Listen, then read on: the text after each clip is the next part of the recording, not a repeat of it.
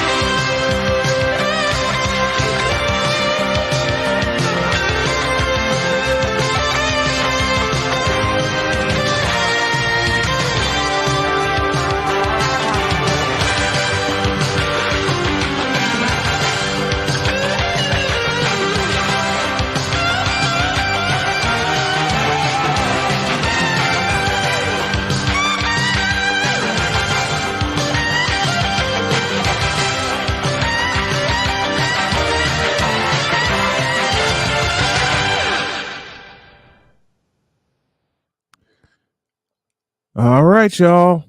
It's Tuesday, and it's time. Let's get busy. On your mark, get set. Let's go.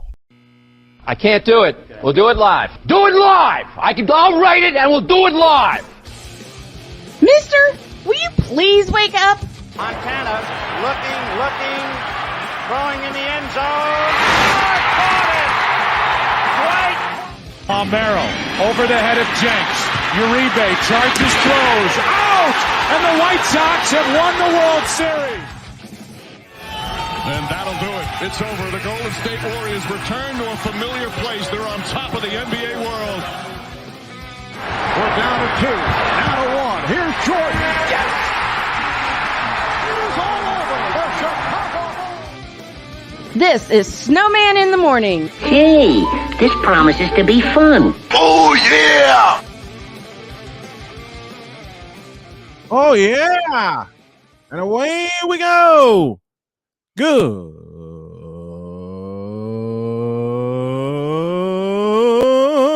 morning. Welcome to the Taco Tuesday edition of Snowman in the Morning. I'm making adjustments on the fly, as I usually do. Boy, we got lots to do today and a short time to do it. So let me do this. I gotta put on my sweater here. How are you all doing this morning? Let's see who's with us. Hey, Pizzle, good morning to you. The Hawk TV's in the house. To answer your question, there was a game show called Double Dare on Nickelodeon in 1988. That's what that theme is. I'm going to upload a couple of more themes here to the docket for the warm-up music. How we doing, folks? I'm doing good. I'm doing really, really, really, really good. So there's this thing going on now with Deion Sanders taking the position at the University of Colorado, which I saw coming. I initially thought that he would not take the position, but then it goes against me and my phrase of dreaming big. Deion Sanders, a Hall of Famer, a hell of a cornerback, and a player, not to mention a parent, is now coaching in the Big 12 at the University of Colorado. And I couldn't be happier. I could not be happier. While I await my partner, I'm going to start the show off with one of these.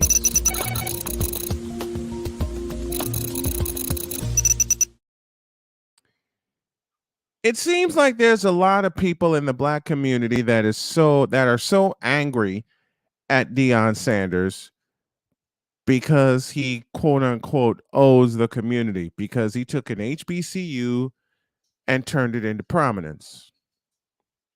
Well, let me say unto y'all, it goes like this. He doesn't know y'all a doggone thing. Let me repeat myself. He doesn't owe y'all a doggone thing. The only people that he owes is his family. And what he owes to his family is a chance for bigger and better things.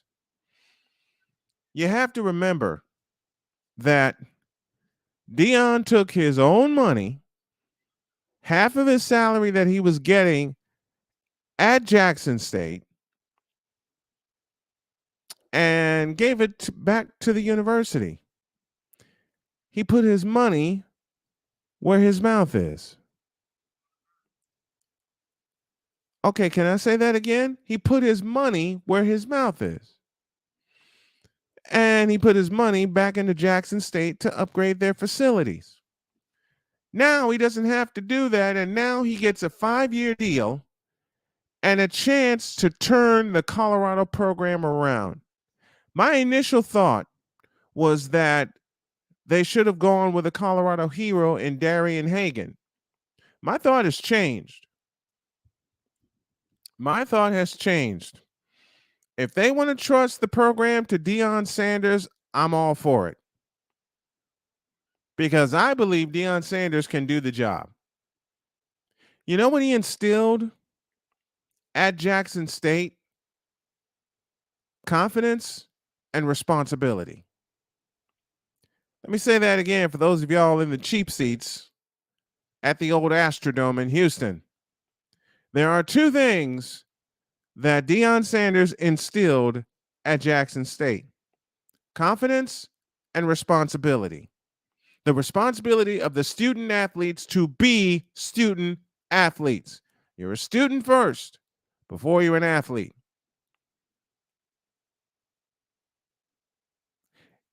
If you're not going to give your best, I'm not going to give you any time. That was his rule.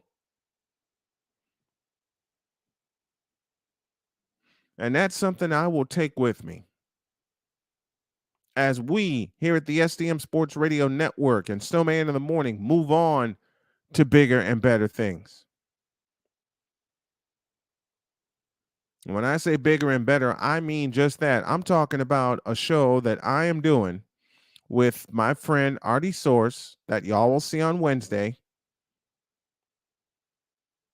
and taking that along with this morning show to Phoenix, Arizona. Why Phoenix, Arizona? Super Bowl 57. I don't care who plays in the Super Bowl. I want to be there. I want my family to be there. I want us to be on Radio Frickin' Row when it happens. I have the support of my family. I have the support of you guys. And like Deion, I'm thinking big. I'm dreaming big, and I'm doing bigger every single day. I had a question posed to me. Why hasn't the podcast been up? Well, I'm kind of designing something where I host it myself. Because right now, do we need the donations coming in to help the station? Hell yeah, we do. We do. And I'm going to keep asking for them, for myself and for Cole Johnson and for whomever's involved. Victor Locke, my longtime engineer, him too.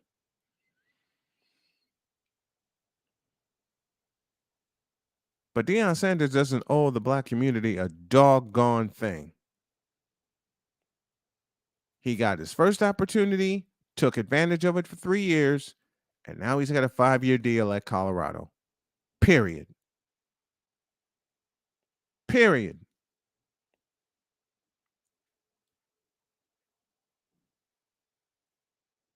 And as I related, that's how we're gonna. That is how we are operating here.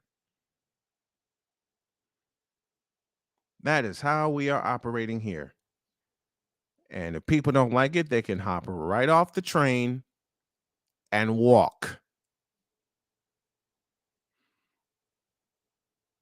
There's another show that's very popular on the STM Sports Radio Network, and the fellow who hosts it is in the chat right now.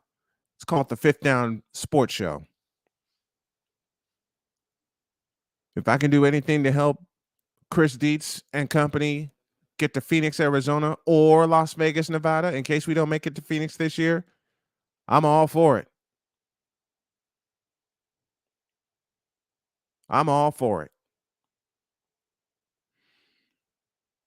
But my congratulations to Deion Sanders. He took one opportunity and scored it into a bigger one. Now, here's the hope. The hope is that the next coach at Jackson State continues the tradition and the excellence that Deion Sanders has set. Back-to-back SWAC championships.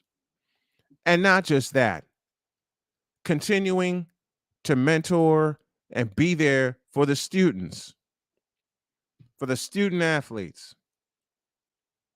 for everyone, and I mean that, everyone that has some kind of connection to Jackson State University. I hope he inspires y'all to go after bigger goals, to go after bigger things, to go after your dreams. He wanted to be a coach, did that. He coached an HBCU back to prominence. And now he has the task he's looking for, to take a big-time university that has suffered in football for a long time, because the Colorado Buffaloes, to be very honest, have not been relevant since 2005 when they won the North Division in the Big 12. Now they're in the Pac-12, well, soon to be Pac-10. I trust them, and I hope they do too. That is Snowman's take. What is yours?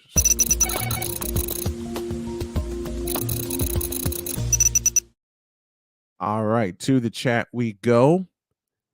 Hawk TV is with us, and as I said, that tune is from Double Dare from 1988, and here is that man they call Goal Sports with a Z. Good morning, my brother. How are you? I'm doing good. Nice background. I like that. Oh, I'm sorry. I do too. I wonder what it is. Oh, I know what that is. That's Minute Maid Park with the big screen. Mm-hmm. You and I think a lot alike, and I love that, because the background you did for the Chicago Sports Connection, thank you, both of them. I figured you'd like that. No Cub fans allowed. I figured you'd like that little oh hell yeah twist. Tim and I are Southsiders. Oh, okay. So both you Southsiders, okay. Hell yeah, man. Hell yeah. Morning Hawk, V-Lock, Sick Diggy, and Dietz. Dietz is in the house with us. Good morning to you, on the Hey, Vic. Fizzle, Deion Sanders Morning, is Fizzle. still a lot more than people think. He's thinking generations ahead. That he is. That he is. It's it's great comment, and that's a wonderful point. Sick. It's commentary on the phrase that you normally hear. Small people talk about people. Mhm. Uh, um, medium people talk about things, and Yep. great people talk about ideas. Mhm. And we're seeing Dion talk talk ideas, basically saying he has a bigger calling on his life, and that he moves the way God wants him to move. So What's if the God, problem? yeah, there's some problem with me. So if God told him to say, I think you've done all you can do in Jackson, Mississippi. I have another project for you to do, and In he's Boulder, Colorado. in Boulder, Colorado, and he says, okay, I'm up for it. Problem, issue. And we None. get hung up on, well, he only got paid $300,000 in Jackson, and he got lured to Colorado for $5 million. No, it wasn't the money. Besides, he donated half his $300,000 salary to Each improve year. the conditions there, and put forth more of his own money Each year. each Each year. year. He was doing that since day one. Yeah. So he did more than he had to do, in my opinion. I mean, more than enough. More than enough. Why did I yank out a Colorado play from '89 and envisioning Deion Sanders bringing that much greatness there? And They you bet. know the play I'm talking about. Mm-hmm. They better prepare. The everything. And of course, he adorned. I mean, he donned the scarlet and the gold for a Mhm. year. Mhm. He thoroughly prepares. I mean, very few athletes that I have ever studied prepare for any and every game and every situation like he did. Yep. So if he's Very, going to put forth very that few. much preparation as a player, just imagine what he will do as a coach. Yeah, imagine what we're gonna do with this term day quote unquote project when we fly our asses to Phoenix, Arizona Mm-hmm. or Las Vegas, Nevada, because I'm thinking 57 or 58, and that's just the start, man. Yeah. That's just the start. Yeah. And Deets, you coming with us? A Pizzle, of course, your family, Cole, and my family. I'm dreaming big. Let's take over let's take over an airline and have our entire crew fly down to Phoenix. F a it. Let's plane go. Let's a go for play a plane full of the whole crew, huh? Yep. Yep. Hmm. I am willing to stake my reputation on the fact that we're going to get bigger and better every day. Well, I think we can just see right here, just in the visual presentation, proof already is in the pudding. So there you go. Mm-hmm. And there will be more. There will be much, much more. Mm-hmm. Ryan McCarthy joining us. He says, good morning, gentlemen. Good morning to everyone watching and listening. Coach Prime's net worth is reportedly $45 million. You think he's going to Colorado for the money? See, He's going to Colorado for the challenge. this is why I love being around you guys. And I'm including my brother here, Mr. Snowman, along with this. You all get exactly what I saw. I'm Mhm. like, he doesn't need the money. It's a challenge for him. And the fact that it is a challenge, I think it invigorates him to see him take a product as it looked when he got there and see that he left it better than he found it. Mhm. Okay. He did that with the Falcons. He did that not as coaches, but as As a a player. player. He did that with the Falcons. He actually technically did it as a 49er, did that with the Cowboys. Mhm. Uh He did do that with the 49ers. He did it with yeah. the Falcons. He did it with the Cowboys. He did it So with the Ravens. and he even did with the Ravens because they were on their way. I think they were on their way up to And then actually getting their Super Bowl. Mhm. And he wasn't quite there when they actually finished the journey and got there. But this guy takes situations and makes them better. So Mhm. if and makes them stronger. It makes them stronger. So if we're going to be hating on this guy because, oh, he's turning his back on the HBCUs and doggone it, those black kids, and I'll be doggone, he sold Man, I love you for that. sold those 17 and 18-year-old boys and young men and the parents and their mamas saying that he's going to be there with them. He sold them up the river. No, he did not. Mm-mm. And I actually got a chance to listen to a couple of what he actually said to his football team just in speeches. And I've always loved Deion. Mm-hmm. I respected him even more when I saw it. I was like, oh, he's coming to him like a real man. He's being a man, and he's showing these young men how you're supposed to be man to man. Mm-hmm. And he was not shortchanging them. He wasn't sugarcoating a thing. Nope. He was being straight up. And then what upset me, when he actually addressed the Colorado team, people had the nerve to say, well, he's being too harsh. No, he's not. No, it's not. He's being truthful. He's like, look, I'm seeing some things that just doesn't look right to me. And quite frankly, some of you will not be here by the time we set foot onto Folsom Stadium in Boulder, Colorado come September. Mm-hmm. and he actually said when one of the student athletes asked him, one of the football players asked him, he says, so how's the all-season worker going to be? He says, look, I'm going to tell you right now, the goal is for you to quit. That's the goal is for you to quit. And you know why the goal is for you to quit? Is because I want to find out who is not going to quit on this team. And I can find out in the spring. And I don't want to find out when we get to the football field, everything is fine. And then we get to the game and I find out, oh, I got a team full of quitters on the field. Mm-hmm. I'm like,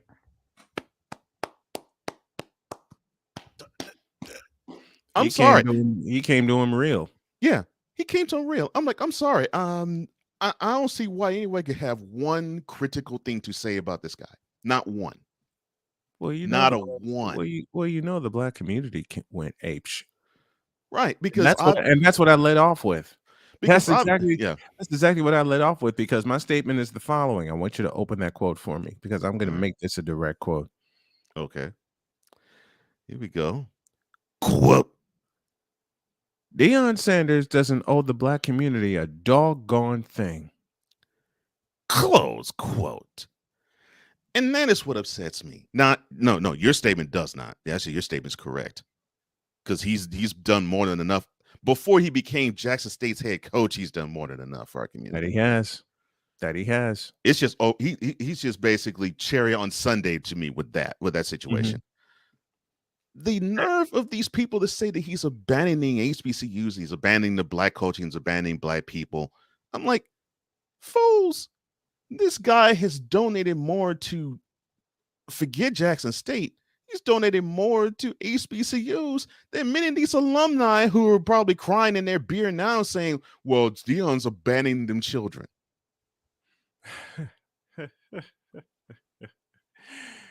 Let's stop here, take a break, and we'll continue this discussion, because I have a few stories to relate on that front when I got accused of abandoning the black community. We're going to put a pin in it there. We'll come back with more. This is Snowman in the Morning with Cole Johnson. Back in a flash. This is Snowman in the Morning.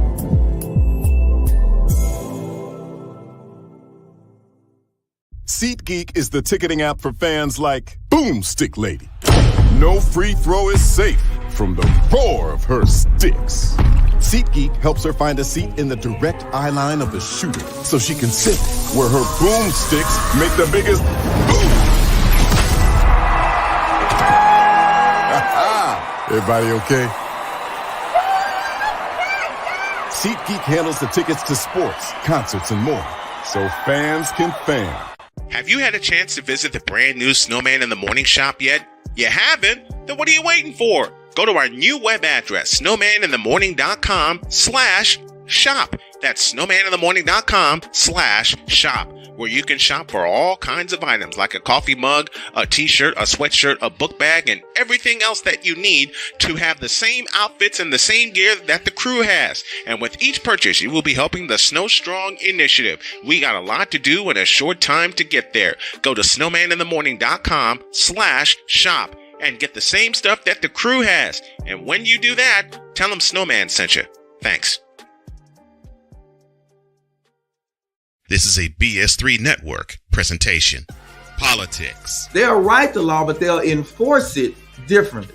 Is that going to apply both ways? Religion. God never said that we can't reason together. Matter of fact, he said, let us sit and reason together. Relationship. I believe that everybody wants and needs somebody. From a man's perspective. They say, girls, if I put some polish on that and get him to buy some different clothes, girl, he could be a winner chicken dinner. Join the thought engineer. There's nothing wrong with me developing my piece and you developing your piece, but understand the goal is to come together. And comedian John Yogi. Negro, I don't need you putting on no chapstick up there in the pulpit. You do that over there in your chair. Get ready for Let's Talk Monday. Woo! Live every Monday at 7 p.m. Central.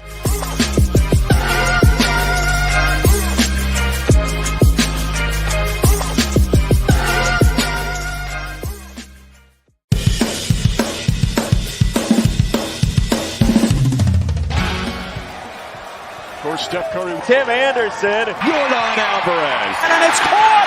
Debo Samuel with the catch! Michael Jordan can sense it. the throw just got the king! BS3 Network. The hottest of hot takes. The coldest of cold hard facts. This is Snowman in the Morning with Cole Johnson. Weekdays at 8 a.m. Eastern. Check your local listings for your viewing and listening pleasure.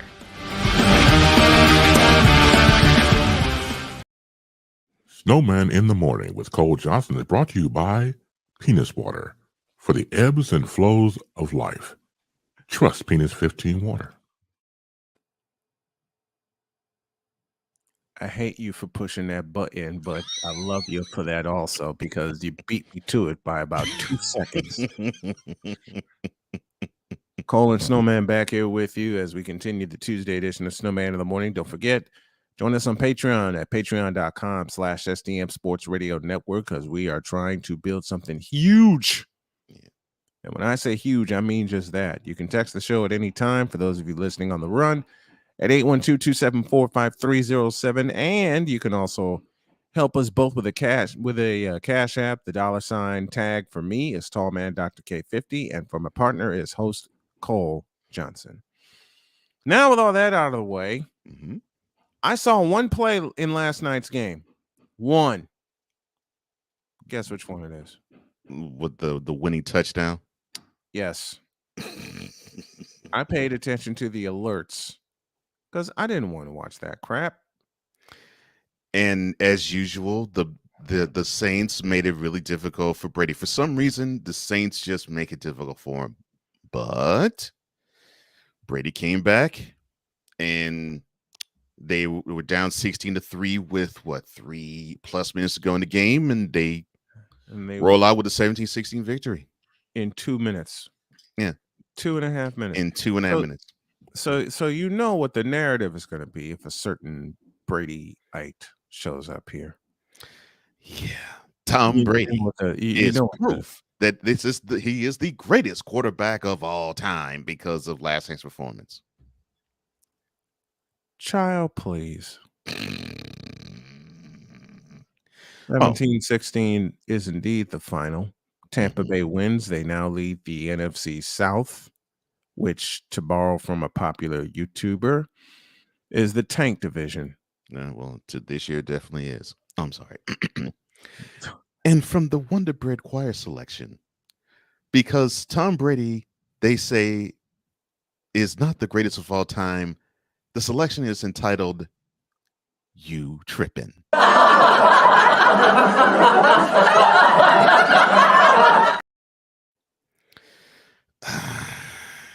I love that. I love that. 7 rings, over 100,000 yards passing. Yes, bravo.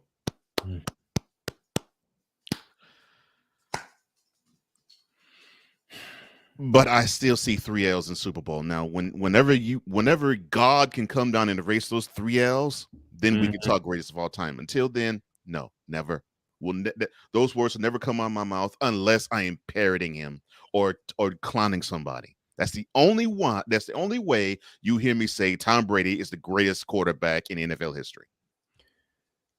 You know, that same person who loves to send me little messages about Tom Brady and another you know who.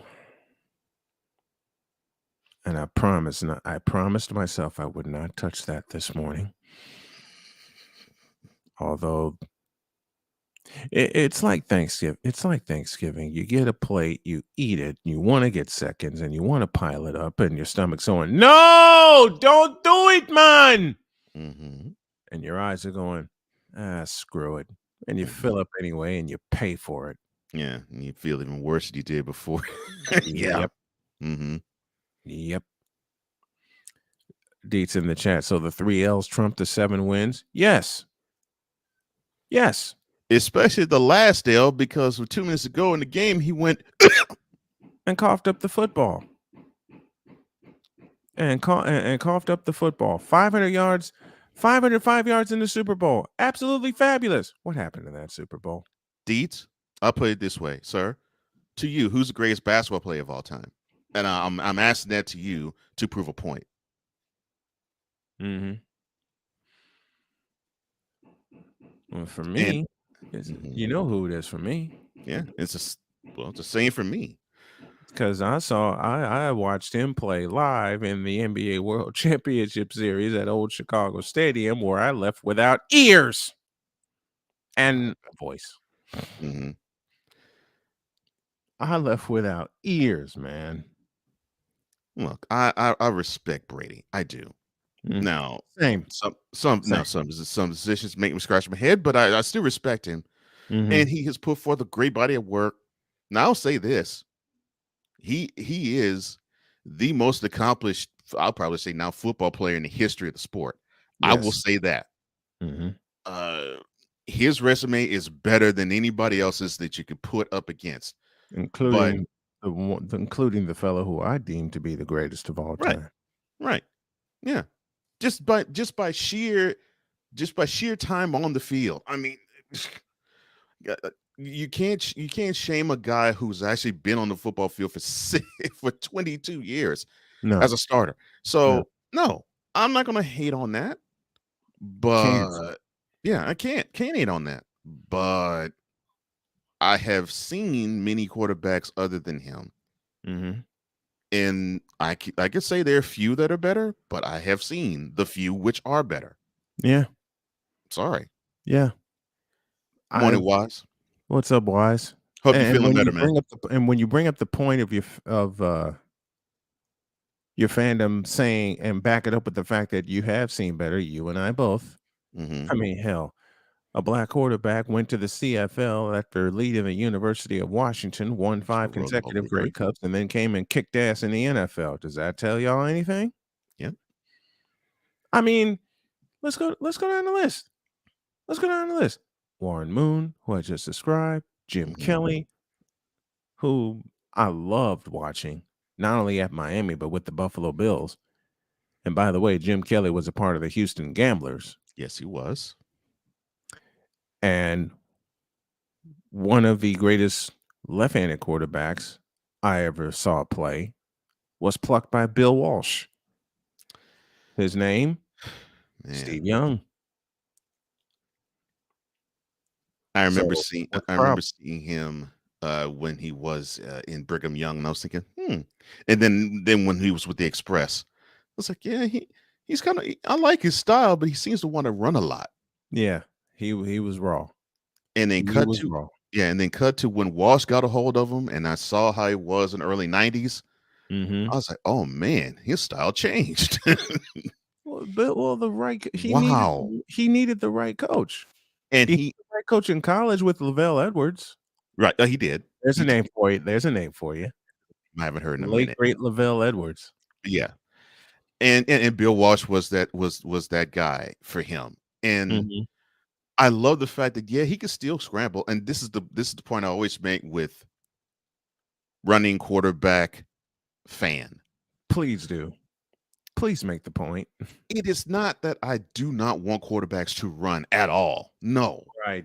Right. It is I want them to use the brain that they are supposed to have in that position where they actually say, okay, I want to put the ball in the hands of the best playmakers. And if in a given situation that happens to be me, fine. But it doesn't have to be that I have to be called to run 10, 12, 15 times a game in order to do it. Which is why I have a slight problem with one Jalen Hurts. Because 1 week you can lead your team in rushing when you have capable running backs, and then the next week you throw for 380 yards and didn't have to run much. Now, part of that was the scheme against the team that you're competing with. That I understand. But, and I've said this about Lamar Jackson, combine the two, will you please? Mm-hmm. Oh, and Dietz, you're correct, sir. And here's why I could say, but I say until they erase Brady's 3 L's, how many people have 7 W's? Bill Russell, he has 11 wins, 11 rings. I can't think of another person who's won that many. But he does have, but he does have one blemish. Mm-hmm. And he was not the best player in his position. He wasn't the best player in his own era. No, he wasn't. And that's my point with Brady to Montana. It's like, yeah, he's cool and all, but I just saw someone who performed at the highest level at that same position better. And it's no slight to Tom Brady. I just have seen it. And there's the thing that Bradyites don't understand about us and about folks like us. It is not a slight to Tom Brady at all. He's one of the best to ever do it. It's not a slight and never will. No, he's never one of the best to ever will do be it. a slight to Tom Brady. I mean, how many quarterbacks do you know have lasted 20 plus years? The only one off the top of my head I can think of is George Blanda. And that's the only one I can think of. He played 25 seasons. That's the only one off the top of my head I can think of. Different era, different time. Mm-hmm. Different era, different time. Mm-hmm. But besides him, nobody. Mm-hmm. Thank you. Thank you. Yogi Berra. That's a nice example, Wise. Yeah. But do people call him the greatest baseball player of all time because he has that many rings? No. But it doesn't slight the fact he is a champion. He's one of the greatest legends in baseball history. I mean, you can't talk about baseball, even though a lot of us may not have seen him play. Right. You can't talk about baseball without mentioning Yogi. Right. You can't do that. And see, I look at it that way. That is how it's going to be with Brady. We'll go on when we get older, and we'll say, well, this sport was never the same because we had number 12 of the Patriots and then the Bucks play it. Mm-hmm. But if I were to be pushed to say who was the best I ever saw, it wouldn't be him. And I'll even put it to Brady fan this way. Mm-hmm. I look at Brady and I look at him to Montana in the exact same way I look at Kobe Bryant in relation to Michael Jordan. I look at Brady and I'm like, wow, that is a watered down clone of Joe Montana. I have always thought that. Again, not a slight to Tom Brady because he grew up in the city where this guy amassed all those rings. So and wore his jersey on the day the 49er dynasty and the legend of Montana in the NFL was born. Yeah, so he was 4 when he saw that. So he got a chance to see the intervening 10 plus years 9 years where they amassed those 4 rings with Montana being the guy. Mm-hmm. And so who did you think Brady modeled himself after in those formative years? Mr. Montana. Right. So, Mr. Montana. Yeah. And why is this right? This will always be a generational debate. Why is this correct? Yeah. It would always be a generational debate, and I realize that. Mm-hmm. And another good point by McCarthy. Henry Richard won 11 Stanley Cups, but is not regarded as the greatest of all time. Definitely top 100, but not the greatest of all time. Because everybody will rush to say Wayne Gretzky before you even get the letter G out of the mouth when it comes to hockey. Who's Wayne Gretzky? For me, there are two, and they will be linked forever. Wayne Gretzky is one, and the other is Super Mario Lemieux. Lemieux is more my style of hockey player. I'll admit that. He's more my style. Yeah. Like I said, there will always be two for me. Wayne Gretzky and Mario Lemieux. Yeah. Okay. My Blackhawks had what would turn out to be a Hall of Fame goalie in their state, two Hall of Fame goalies in their stable in the 90s. Eddie the Eagle Belfour and a fellow named Dominic Hasek. I've heard both names. I'm more familiar with Balfour, though. I've heard of both names. Yeah. Yeah. Eddie the Eagle Belfour. And Wise says to me it would be Super Mario. But they're linked together. Mm-hmm. They're linked together forever. As two of the greatest hockey players to ever do it. And yes, these are black men talking hockey on a sports program. Cool. How about that? Mm-hmm. Because you know what look. Yeah. Let me go there before the break. You know what the narrative is? Nicholas shouldn't even talk about hockey or baseball. Yeah. And we're going to talk baseball next because the rich are trying to get richer.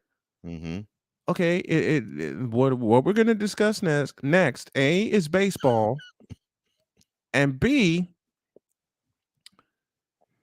defending your championship. So, and I got a huge smile on my face. We'll talk some baseball next. This is Snowman in the Morning with Cole Johnson. Back in a flash.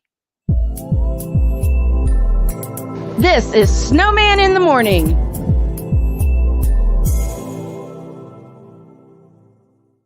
SeatGeek is the ticketing app for fans like Boomstick Lady.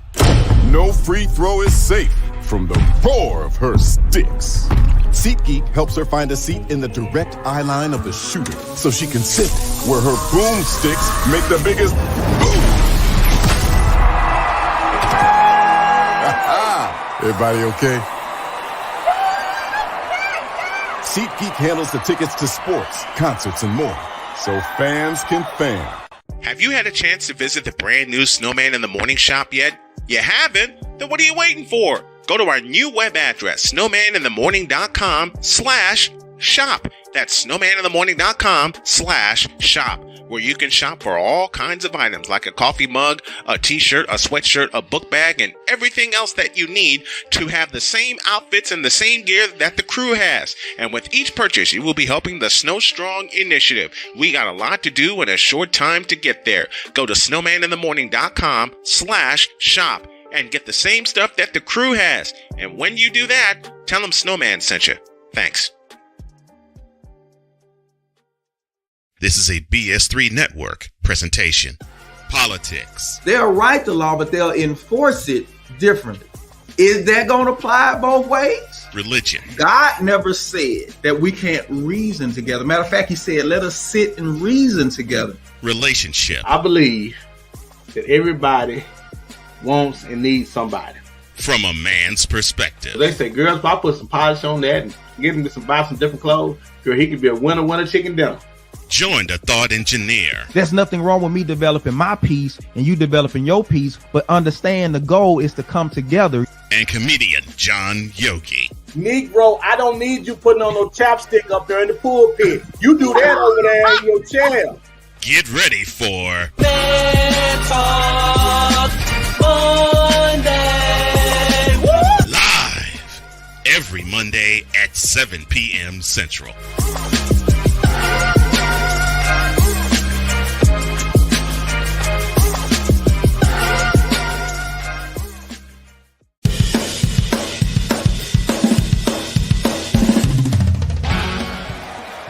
Of course, Steph Curry. Tim Anderson. Jordan Alvarez. And it's caught.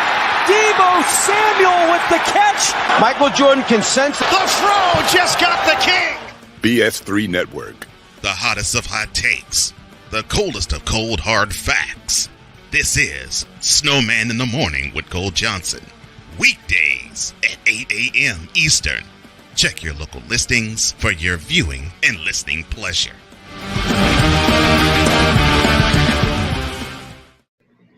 LeBron James is trash as a basketball player. Wow. I will say that one more time. You said it so easily. I've been saying it for 20 years. It just came fluidly out of your mouth, like it just flowed like waters of the of a fall, just dropping off a cliff. Oh, you mean this sentence right here? Quote. LeBron James as a basketball player is pure, unadulterated trash and has been for 20 years. Close quote. Oh, the hatred I got for that statement. I love how it just flows. Let me try again. Let me try again. The hatred I get. It's not over. Oh, I love that. It never will. It never will be over. You said it never will be over. You said it so fluidly. LeBron James is trash. Boy, the hatred I get with that. Tampa Supreme in the house with us. Good morning to you. Supreme? And we got a spirited debate going on, talking hockey in the chat. This generation may say Ovechkin, according to Wise.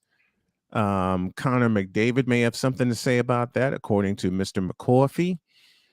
I always say a knowledge of sports is my favorite history class because I may not know every name, but I'm going to learn a lot. Well, you're getting an education this morning, Victor. Beautiful, Victor. I'm with you on that. Like I get one with the sports programs I do watch. Mm-hmm. It's a history lesson for me. Yeah, I'm a history buff. I'm a sports history buff. So understand where I come from. So unlike Snowman, who comes from a hockey rich area in Chicago, Houston, we don't really deal with hockey all that much. So I had to sneak looks at hockey, not out of embarrassment, just out of interest, because Texas, it's all about football. Yes, and of course, all about the Houston Oilers. Mm-hmm. Yeah, all about football. If it's not the Oilers back then, of course it was whatever college you represented, and if it wasn't a college, it was all about high school, because high school in Texas, like very few states, it's a very big deal. It is. So outside of football, yeah, we like basketball and yeah, we like baseball. Speaking of Houston, go on. Yeah, but hockey, they're still trying actually to get an AHL team there. The interest really isn't there, and they tried to do minor league hockey there, and yeah, you had some interest, but not a lot. So a little tune for you, courtesy of the Houston Cougars. Who's the number one team in college basketball, by the way? Mm-hmm. The Houston Cougars. Who would have thunk it? Bro, shout out to Kelvin Sampson. Oh my gosh, yes.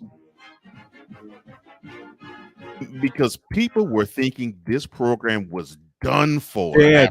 Ivy Lewis dead. Left. After you had Clyde Drexler and Akeem Olajuwon go and play pro and Guy V. Lewis leave, they left the program for dead. I did not think I was ever going to hear University of Houston and number one in the country in the same sense ever again in life. But thanks to Kelvin Sampson, that has happened. And that's to the program. The last time they were number one in the country, I give you 3 words. Phi Slamma Jamma, which is almost 40 years ago. The game against Louisville in the pit in Albuquerque. They need to. I wish they would. One of the best basketball games. I don't care what level I have ever watched. I mean, for old time's sake, they need to have a Final Four in the pit. Because Well, it's at the unfortunate time when I got started, I we know. won't have Final Fours in that type of stadium, that type of No, arena we ever won't. again, which is Because the last unfortunate. arena that hosted the Final Four, as we jump to college basketball history, the last arena that hosted the Final Four was the Meadowlands, Right. 1996. That's Since unfortunate. then, they've been in domes. Mm-hmm. That's unfortunate. Not that I'm hating on domes. Right. No, we're not. We're not hating on. We're not hating on it. We just know what we grew up with. Mm-hmm. Because the first national championship game I saw occurred at the Spectrum in Philadelphia in 1981. 81. Mm-hmm. Isaiah Thomas and the Indiana Hoosiers won it all. Yep. Mm-hmm. Then you had, of course, the legendary 82 game. And that was at the Superdome. Georgetown and North Carolina, which is why Patrick Ewing and Michael Jordan are always 1-2 for me. And that is the game. You circle that game, March 29, 1982. That was the game where NCAA said, we can actually hold the Final Four in places like the Superdome. 3 years beforehand, that was when college basketball said, NCAA said, oh, we can market this. Okay. Because that was, of course, Indiana State versus Michigan State, Bird on one end, Magic on the end.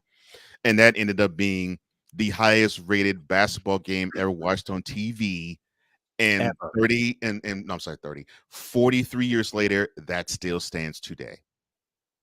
There has never been a basketball game that has drawn as much ratings as that one.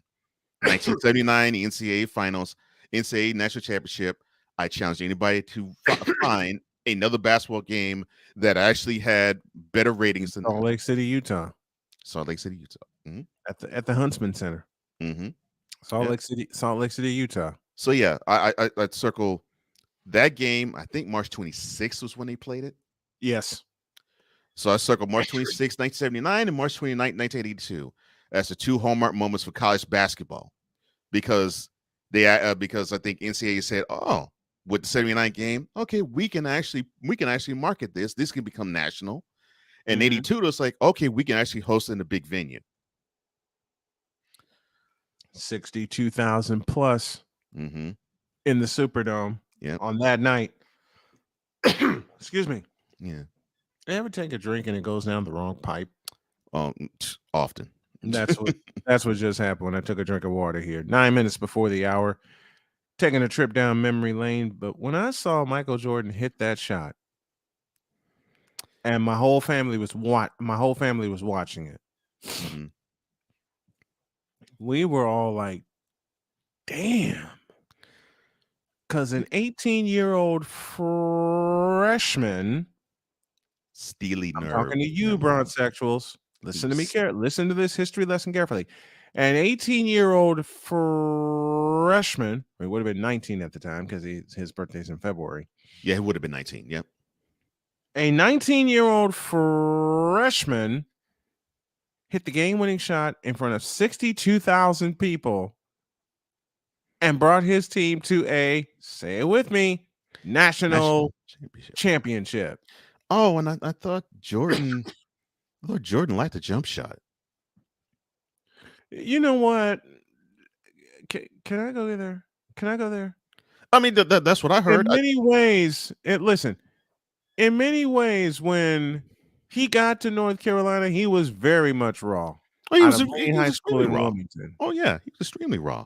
But then he'll be the first to tell you. Unlike LeBron, God dog it, I said his name. Unlike him, I'm sorry, Wise.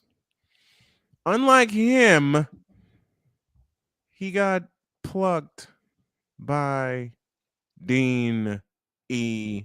Smith. Thank the Lord. And Dean Smith, the three greatest college basketball coaches, in my opinion, in no particular order: Dean Smith, Mike Krzyzewski, and here's a name for you. Actually, I'll give you 4. 3, Guy V. Lewis, and the 4th one, Jerry Tarkanian. The late great Jerry Tarkanian. Didn't meet a towel he disliked. A wet towel, I mean. Didn't meet a wet towel he disliked. I love you, Victor, for this. Craig Elo. Craig Elo.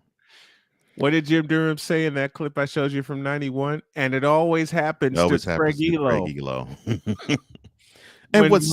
And when MJ hit the game I'm describing was from the 90-91 season. They were playing the Bulls were playing the Cavaliers at old Chicago Stadium.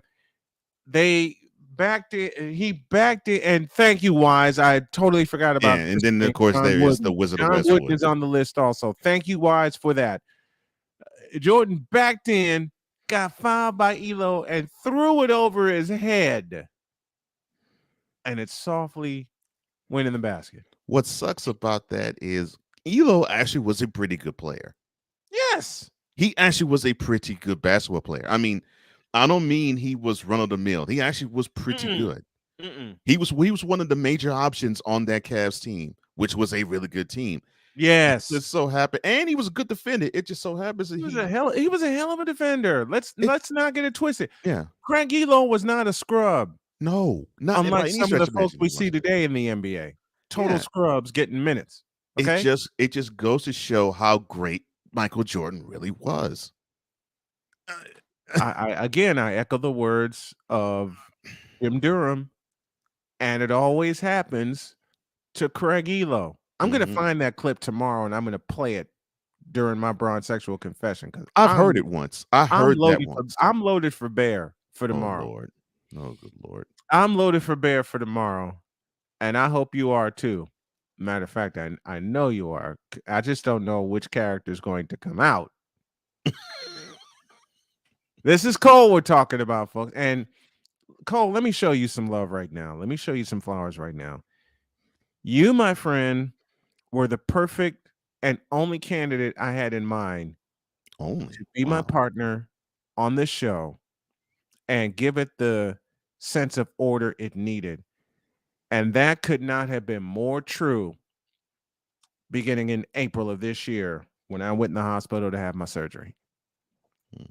I mean, creative as all get out this show is, yes, but you, my friend, instilled the order that it needed. I mean, when you send me the whip around every morning, I'm digging, I'm looking at stories, I'm getting timing down for when we sell sponsorships and advertisers. And believe me, we are doing that, and we are putting our due diligence in for that. I mean, I love you. You put the foundation back on the foundation, if that makes sense. Because when I started this show 9 years ago, I had a mixer, I had a laptop, and I had a headset and a handheld microphone. And I had a broadcast headset also. And I started at my mother's house. I said, F it. Let me see what I can do. Found a way to stream it on Winamp, put it on. I started putting it on social media, and people started tuning in. So now, with that came the chance to really build this thing. And that is when Victor got in my ear. And Victor said, you know what? This is not a project. You may only be in your first year, but this is no longer a project. This is a moneymaker. I said, what? 9 years later, I had the same statement repeated to me by someone very, very dear to me. And you know who that is. You live with her. You live with her. I married her. I mean, look me in the eyes and say, look, I know you love doing play-by-play and it's your healing factor, but your show is going to be your moneymaker. Make it such. Oh, and then put a challenge at the end of it too. Hell yeah, and I'm taking it on. She put a challenge at the end of it, and I looked her in the eye and I said, "You got it." Yes, ma'am. Exactly. Exactly. I mean, what can you do when you have words like that? I mean, one of the first things she told me was she said, "Look, I've accomplished every goal I wanted to accomplish. I want to see you accomplish yours." And my whole body and spirit went, what? You actually That's And she awesome. looked me in the eye. She says, I believe in you. Go get it. And I will help you go get it. Let me repeat that. She said, I believe in you. No, open it. Open it, please. All right. All right. She said, quote, I believe in you. Go get it. I'm going to help you go get it. Close quote.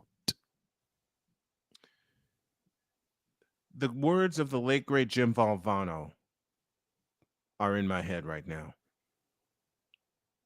And I want the men to listen carefully. The greatest gift. No, I did it wrong again. The words of the late, great Jim Valvano are in my head. And I want the men to listen carefully. Open it. Quote. The greatest gift you can give to a man is your belief in him. Close quote. Let me say that again for those of us at Old Reynolds Coliseum in Raleigh. Quote. The greatest gift you can give to a man is your belief in him.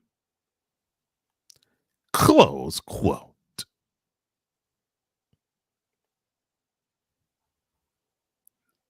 And there's our cap to this hour. Well, I guess with that being said, hour 2 starts now. On your mark, get set. Let's go. 'Cause we take this job so serious. All of it between two people and 4 nostrils. All of it was gone. LeBron James is pure, unadulterated trash as a basketball player and has been for 20 years. We don't want to see. Wait a minute. We don't want to see. Cap, bro. Number 420. Why is El Jefe? Number 420. I had to do it. Oh man, I thought I missed it. What in the all types of blue hell? This is Snowman in the Morning with Cole Johnson. It sure is. And we're live on YouTube and on the BS3 network as well as the SDM Sports Radio Network. You can text the show at any time at 812-274-5307. Join us on Patreon at patreon.com/SDM Sports Radio Network. And also you can hit us with the Cash App. For those of you watching, you see the tags at the bottom of your screen. For those of you listening, the $ for me is Tallman Dr. K50. And for my wonderful partner, the $, the tag is $ host Cole Johnson. Now, with all that out of the way, I'm going to introduce something that I never thought I would have a chance to do. And I know I'm late in doing it this season. I am very late, but I don't care. I had to get it in my mind. I had to really work at it to get it right. Give me my list. Oh, this is going to be interesting.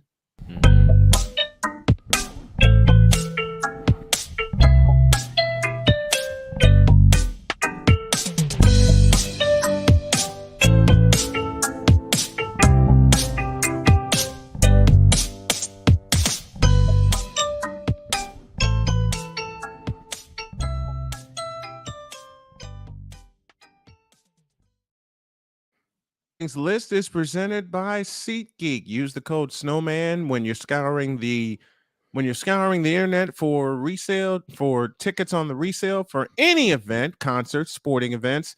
Use the code Snowman and get $20 off of your first purchase. I'm going to do that read even better when I actually type or write the thing.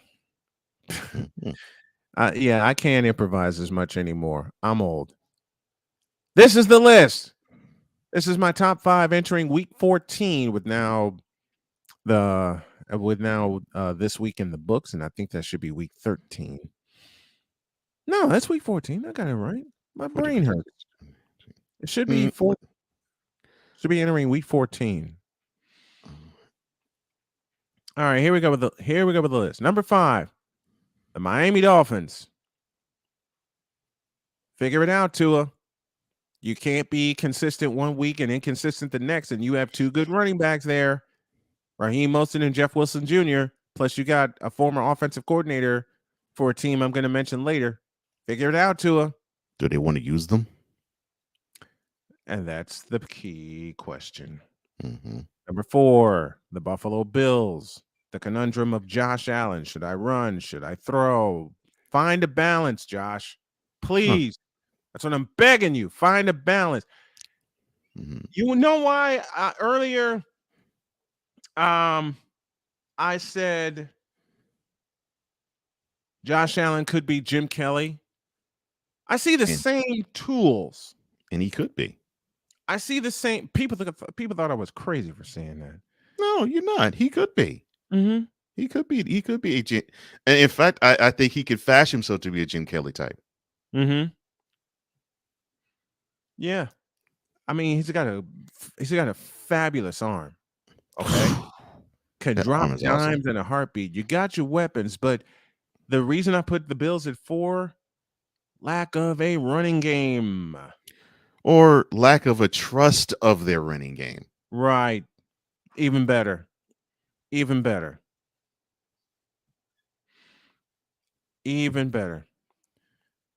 Number 3, Skull.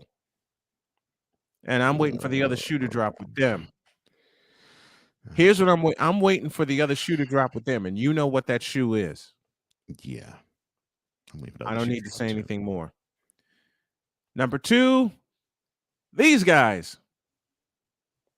lost 2 quarterbacks, and they've won 5 in a row. And a rookie shall lead them. And there's a rumor going around that Mr. Mayfield, who was released, is headed to the Bay.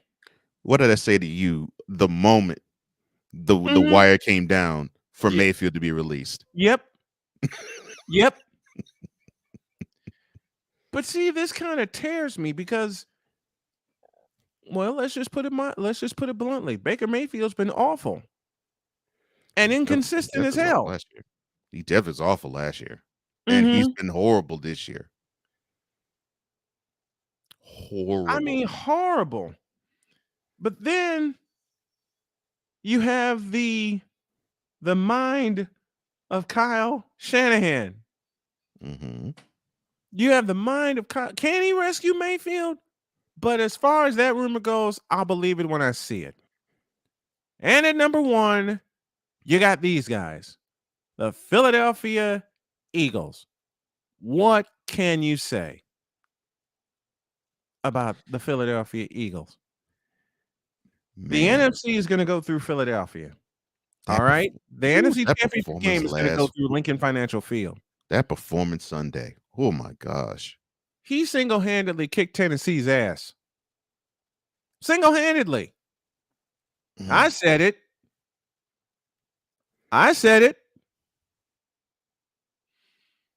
Oh my gracious.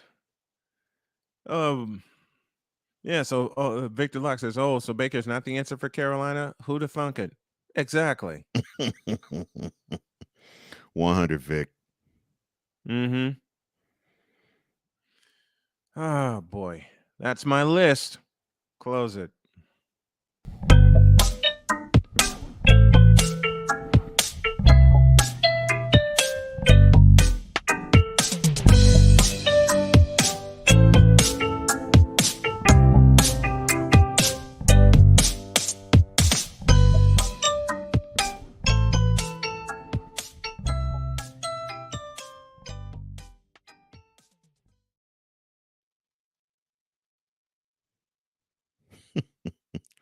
Yo Kang sucks. I love that. Such a catchy, says Andrew. And good morning to you, Andrew. Thank you, Andrew. Morning to you, A sir. Pizzle says, fins up. They were talking about Jason Voorhees, and Ryan McCarthy says, I'm not tall enough. I'm not going to dress as Jason Voorhees, and I'm taller. Hell no. You just saw that. We just read that comment. Mm-hmm. So field on the games don't matter. There's a certain 9-3 team that beat the number 3 team by 20 points 2 weeks ago. Well, see, there's a couple of omissions. I'm not putting them in the list. There's a couple of omissions. That was one of them. And actually, there's another team. There's another team that's 9-3 that was submitted.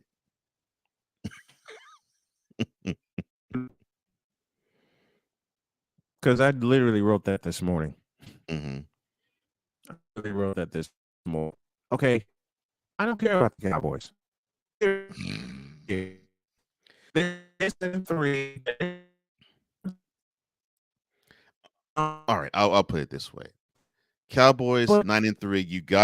You have to make sure until that they do it in Look, until they do it in, I think what partner is saying is until they do it in January, then he won't believe that they're the team that they're supposed to be, that everybody makes them out to be. Oh, and the team, unless Troy Aikman, I was going to say, or unless the team that Michael Irvin Monday morning basically said, I love this quote, they are the NFC representative in the Super Bowl. Close quote. After their 54-19 butt whooping they gave the Colts Sunday night. Yeah. What the hell ever.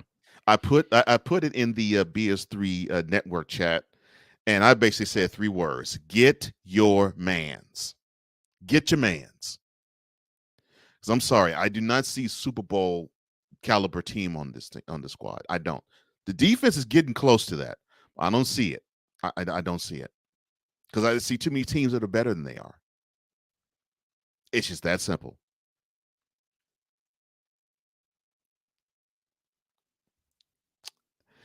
Now, Andrew says Chiefs. I can't climb the snowman's brain on this one, but I can actually take the temperature of the room. And many are probably not liking the defense that the Chiefs put forth. And I think that's the issue because they're up and down, they're sometimey.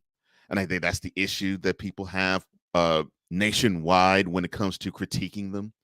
Because it's like, okay, it's Patrick Mahomes.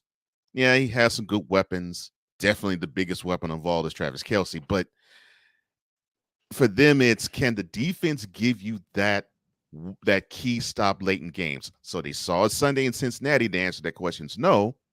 But the team that beat them can. So there you have the rub as to why I think a lot of people are actually having the Chiefs either 5 or even lower. And as far as the Cowboys, I didn't do a top 10. I did a top 5 because I improvised. Yeah, and as far as the Cowboys are concerned, let's be honest. It's all about them getting to the NFC Championship game. And if they stop short of there, everybody will consider that season a failure. No matter how wonderful stud Micah Parsons is, no matter how stout of a defensive lineman DeMarcus Lawrence is, no matter how they want to label Trayvon Diggs as a shutdown corner, he's not. No. As much as we want to lift up the tandem of Pollard and Elliott in the backfield, and as much as we want to make Dakota Prescott an elite quarterback, and they want to make CeeDee Lamb an elite number 1 wide receiver. Dear God. If the team can make it to the end of January, then they'll probably say it's a mildly successful season. But with all that talent, and they don't make it there, they're going to say that team's a failure. And I think that holds a lot of people, holds back a lot of people from saying, oh yeah, the Cowboys, they're up there. Unless you're a Cowboys fan.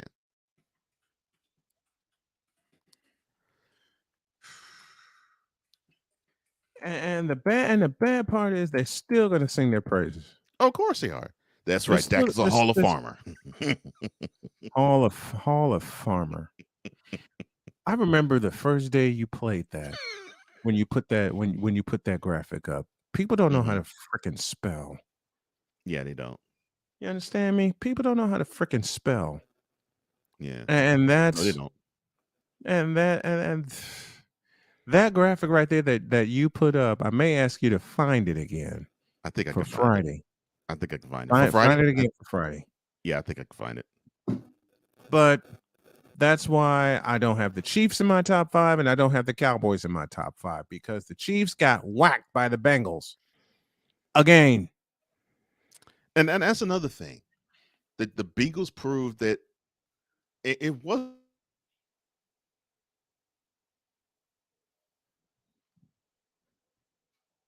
It was the fact that the Chiefs, it was proven that you can be physical against them. And I give Chiefs the credit. They actually wanted to be physical back, and they were slightly successful in doing so. But they just couldn't get that big time, big play down the field. Yeah. Like the Bengals could, and still smash them in the mouth. So I think with a backup running back, because remember, Joe Mixon was out with an injury. Yeah, Joe Mixon was out with an injury, and Samaje Perine of Oklahoma fame gave you over 100 yards. Smacked him in the mouth. Gave you over 100 yards. That to me, I find, this is actually a broken record, because we saw it in the game in Indy where Taylor tore him up. So if they can bolster that, it's almost like we're saying the similar thing about the Chiefs defense as we did about the Eagles defense last month. If they can shore up their defensive line to stop the run, then this team could be back in the Super Bowl. But if you cannot plug that hole up, you're gonna have more teams exploiting that. And it's a big hole to plug up. And it's a big hole to plug. It's a big hole. It's a big hole to plug up. As far as the Cowboys go, I have nothing against their talent, okay? But you're hyping up Micah Parsons, and he is a stud. And he'd probably be Defensive Player of the Year this year. He would be. No, he's not going to be Defensive Player of the Year, and I will tell you why. There's a certain player in the Bay that's going to be Nick Bosa. I don't think they're going to. Look. Unfortunately, they're not hyping him as much as they're hyping Parsons. I would love for it to be Bosa, and he's going to win it one day. I don't think he's going to win it this year. Leads the lead. Let me play devil's advocate the same way Chris does, very, very expertly. And Chris, I love you for this. Leads the league in a very important category. Sacks. Agreed. 14 and a half. But you're right, because of Micah Parsons being hyped up the way that he's being hyped up. He is probably going to, in a runaway, win Defensive Player of the Year. And I got to honestly say, I don't mind that. Micah Parsons is a stud. Right. All right. He's a flat out stud. And the same as Bosa. The dude's a stud too. No question about that. No. None. About that. None. Let's take a break here. We come back and we'll talk some baseball. Yes, there are black men that are going to talk baseball, and lots of it. We'll do that. Huh? What'd you say? I said, drat. And he says that with a smile on his face, and I say the same with a smile on my face. We're losing our street cred. I never had it, so I don't care. I don't give a crap about if ever someone gave me one. Street cred can kiss the back of my ass as far as I'm concerned. I love talking sports, all of them. I do. And we're going to talk baseball when y'all get back. This is Snowman in the Morning.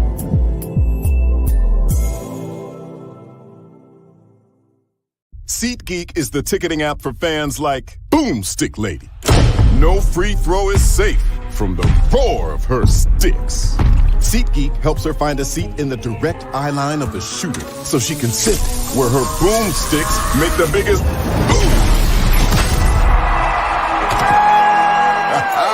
Everybody okay? SeatGeek handles the tickets to sports, concerts, and more, so fans can fan.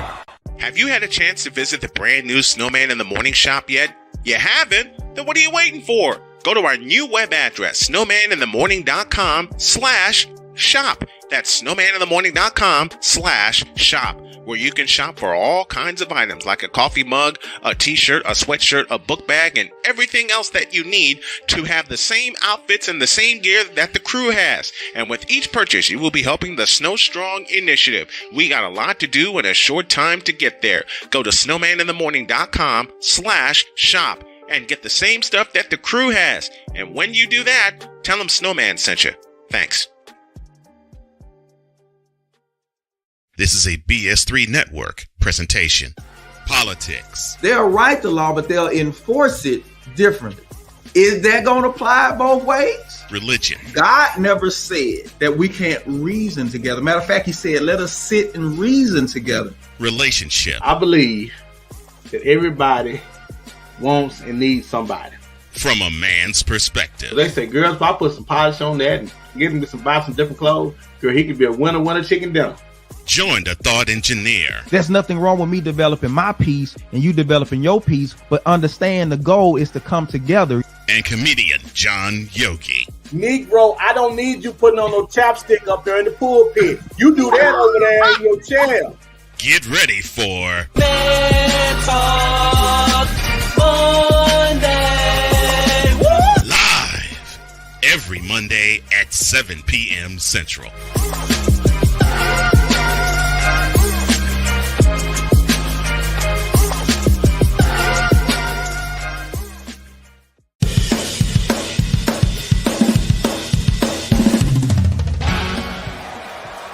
Steph Curry. Tim Anderson. Yordan Alvarez. And it's caught. Deebo Samuel with the catch. Michael Jordan can sense The throw just got the king. BS3 Network. The hottest of hot takes. The coldest of cold hard facts. This is Snowman in the Morning with Cole Johnson. Weekdays at 8 a.m. Eastern. Check your local listings for your viewing and listening pleasure. So I realized that I think, even though it's not advertised, right, there has to be a place for stupid people. We don't know because we're not stupid, so we don't know anything about it. It's like a secret club society. Oh my gosh. So I come to the conclusion.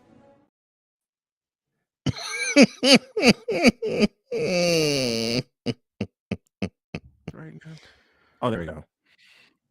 Okay, what's got you laughing now? And I'm wearing the hat of my first college baseball team that I broadcast in a few years. That's the Lewisburg Hurricanes. So I'm showing them some love this morning. Okay, what'd you see? You cut the stupid university commercial short. That's why I was laughing. I did? Yes, you did. I must have hit a button by mistake. That's okay. I must have hit a button by... Oh, Lord. I mention him and he shows up. Damn it.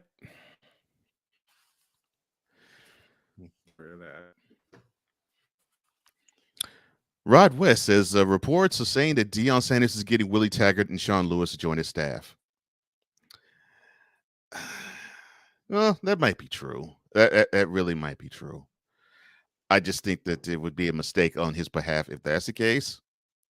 But for the statement that is on the screen, I don't remember asking you a thing.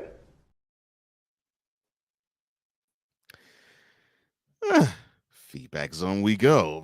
Victor Law says, good morning, Rod. Let's wait till Christmas to ask for miracles. And Vic, thank you so much for something that everybody will be blessed with at some time later in the week. 6 says, congratulations on your master's degree from Stupid University, Rod. Come check out Rod Uncensored.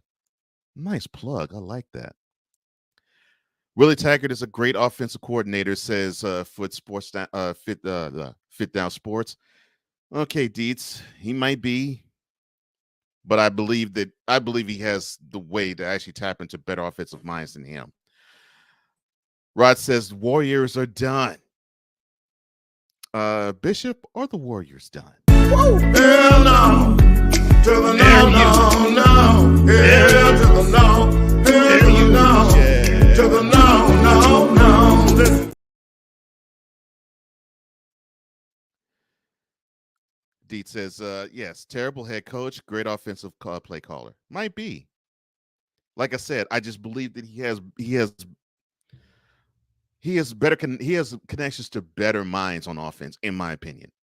But hey, if that's the case, more power to him. And if he feels that's the guy, hey, okay. Oh, Deet says, whacked? They lost by 3 on the road. Oh, Lord, I tell you. Let's see, I'm trying to go. Deets also says, look, Victor, the last 3 weeks, Cowboy fan to Cowboy fan. The last 3 weeks have been promising, and they're going in the right direction. Victor says, we as Cowboys fans need to be more consistent and more focused, and Cowboys need and focus on more smash mouth football. I've been saying this about the Cowboys the last 3 years. I've been saying that they've been trying to push Dak Prescott to be basically trying to push him to when he came close to throwing over 5,000 yards in the season. They've been trying to get him to that so hard that they just simply eschew what they do best. They are a run-oriented team that play actions off of it, beats a team deep when a defense decides to stack 7 and 8 and 9 in the box, and defensively they get after you. Now, they couldn't get after you like they can now, but they had the ability to get after you a little bit. Now, you put forth that running attack, which they can give you 150, 200 yards if you actually stick with it. And you can have the defense pin the ears back and just go after it. Very unseen words a few moments ago, and I'm glad y'all didn't hear them. Mm-hmm. Having problems here in the studio. Please, please, please forgive me. The Barge brothers are done and Warriors are cooked. Snowman, tell MJ to sell the team.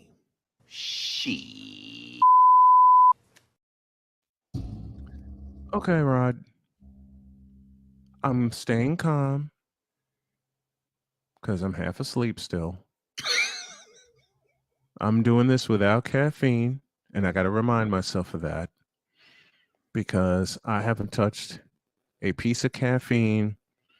I will admit, Saturday, I did go to Starbucks after I drove to and from East Central. I needed the boost, but I did it small so my stomach wouldn't go nuts.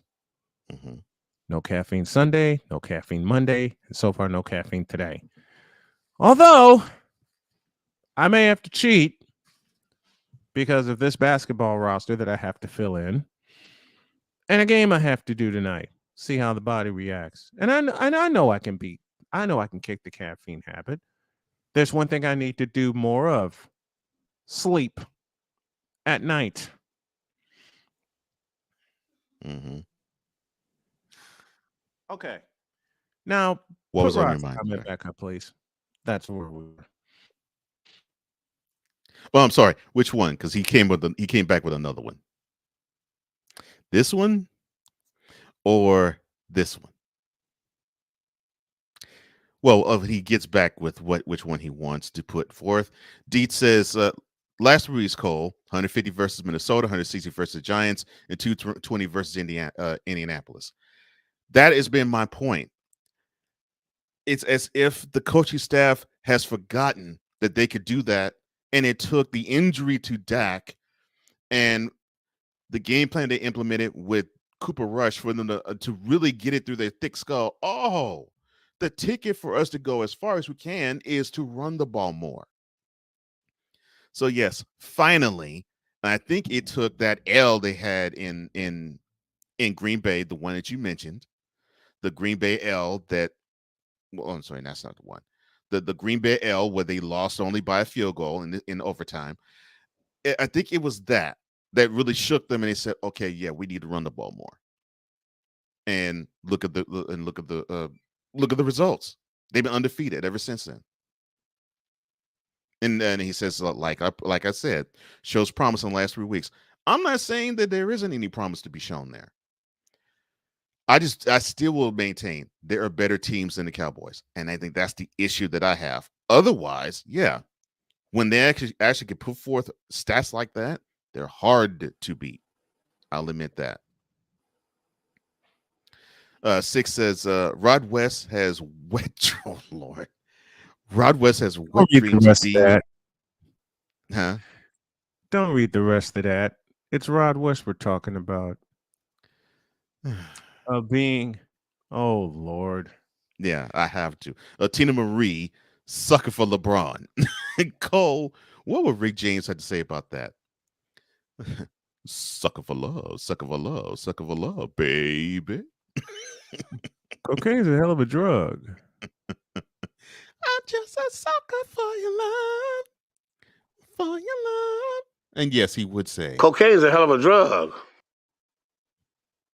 he would know. Victor says about the Cowboys. Yes, Victor says yes. It's a positive shift in the journey, but we haven't hit the destination yet. Thank you, Victor. This is why I love Cowboys fans that actually has reason to them, right? Because people celebrated the 12, what was it, 12-5, 11-6, whatever the heck it was last year, but they won the NFC East. Everyone celebrated the Cowboys having this pretty good season, and people were quick to say, well, they're going to the Super Bowl. They meet up with a team that could punch them in the mouth and keep punching them in the mouth and keep punching them in the mouth. And in the wild card round, boop, out they go. And this is why I say that the Cowboys will not go very far in the playoffs. Victor's comment right here. Yes, Pennywise the clown is allergic to running the ball. Because when you tighten up the screws, which is what the game in Lambeau proved, Mr. McCarthy will shy away from running the ball. And I made 6 days. Says, exactly. Thank you, Cole. Yeah, I knew you'd like that. And Deed says, oh, we get the Texans this week. That's another 200 yards rushing. Look, don't get me started on them. Don't get me started on them. So you may have heard that one Mr. Kyrie Irving has parted ways with Nike. Yeah. Supposedly, they simply don't want to have anything to do with Kyrie. I think this has been in the making for a long time, personally. And I say that in all honesty because, well, how can Nike profit off of a guy who simply doesn't see his way on the field? Help me understand that. I can't see it. I don't see it. I don't think I ever will see it. But this actually follows an initial suspension of the partnership that Kyrie had with Nike. And the release of the Kyrie 8 shoe was supposed to be coming. The latest in the Hebrews and Negro sharing on social media killed all of that. Nike had this to say about it. Quote, Kyrie Irving is no longer a Nike athlete. Close quote. Oh, he ain't? No, they terminated their partnership with them. Yeah. Mm-hmm. Yeah. So Kyrie, praise dance, please. I'll get to the praise dance. Can I dance. get the praise dance, please? You'll get it. You'll get it in a minute. Kyrie tweeted, quote, anyone who has even spent their hard-earned money on anything I've ever released, I consider you family, and we are forever connected. It's time to show how powerful we are as a community. Close quote. Now, I will say this in all honesty. It sounds wonderful coming out your mouth, Kyrie, that you consider people who buy your shoes family. But when they will not buy your shoe in droves because they don't want to see whatever supplier is going to be sponsoring you, if one does, because it isn't the hot Nike or even a Reebok or an Adidas. Oh, you can't even go Adidas or Puma because there's Jewish people who are in the upper reaches of ownership there. Oh, I'm so sorry. Yep. But to appease my partner, I think Nike as well, I think they did this in their boardroom when they released Kyrie Irving from partnering up with their company.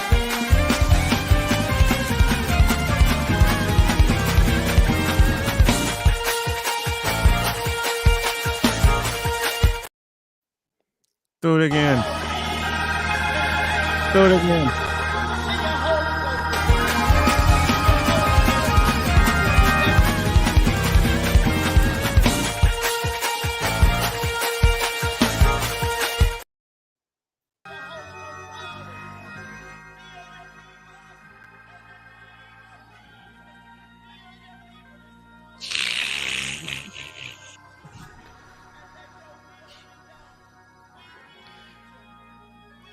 And then, of course, they had to go real in. They're like, ooh, we don't have to deal with this headache anymore. We don't have to even entertain this space cadet. Man, I think Nike felt free, and in the music in the background, I think that was playing in their boardroom too, because they were feeling. Yeah, they were loud, loud, loud, loud. I tell you, loud.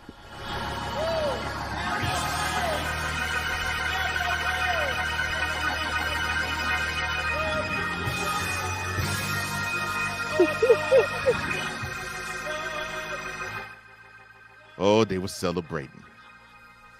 Yeah, fans alike. Mm-hmm. So, you know, I love you for this, right? Oh, I know you do. Thank you. You know, I love you for this. Mm-hmm. It's to me, it's just ridiculous.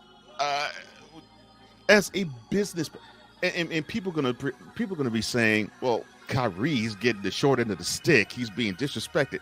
How? Think of it as a business. And I think people seem to forget this about these partnerships. Think of it as a business. Whenever you see a customer base say, because you support this, I am not going to support you, and they see it coming in droves, chances are the big wigs up top are going to say to whatever it is the product is, and they will pull that product, whatever it is, off the shelves quick, fast, in a hurry, because they want to make money. Effectively pull the plug. Yeah. And effectively pull the plug, which they should, because they don't want the bottom line to be affected. Just because this is sports does not mean business and economics doesn't play a part. In fact, economics and business play a huge part in sports. I mean, how many times have we talked about issues where we said, well, why is this happening? Like such the example of, well, why in the world would the NCAA want to have 4 teams but not 12? Mm-hmm. And how many times have the answer has been money? And it's just one of the examples that sports and economics come into the sports sphere. This is yet another example. What you have a guy who, before even the Hebrews, the Negroes sharing on social media from Kyrie happened. He's been doing stupid stuff well before that happened. Before all of that, the dude is considered a head case. And I'm not saying this to be foul, to be disrespectful, to be injurious, or even to be slanderous. I mean, there's just times that he has said one thing and it sounds articulate, and then he will say something articulate again about the same thing, but it's almost on the opposite spectrum of it. You know, like he believes the earth is flat. I mean, but then backdoor and say, well, actually, I now got an education, the earth is round. That is what I'm talking about with him. And it's gotten more and more ridiculous by the year with him.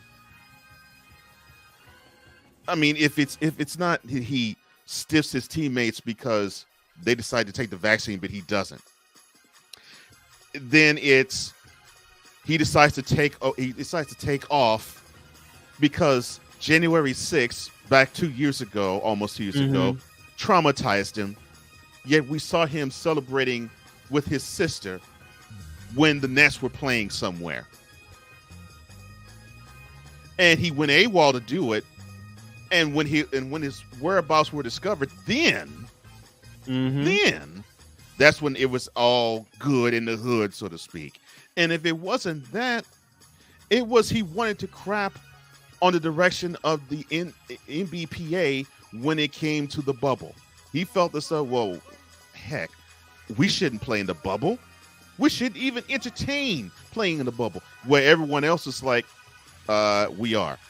to the point where he wanted to stage somewhat of a coup in doing this, going against everybody else in the NBPA, saying, okay, we should honor the end of this season, even if it is going to be in a sterilized environment such as a bubble.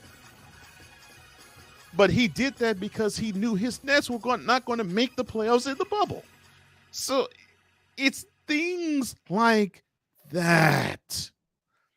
All of those things make you say this guy is an absolute space cadet. He's an imbecile. And now you're starting to see that he's affecting the money. And when you affect the money, you're gone. That's when the big problems start to happen.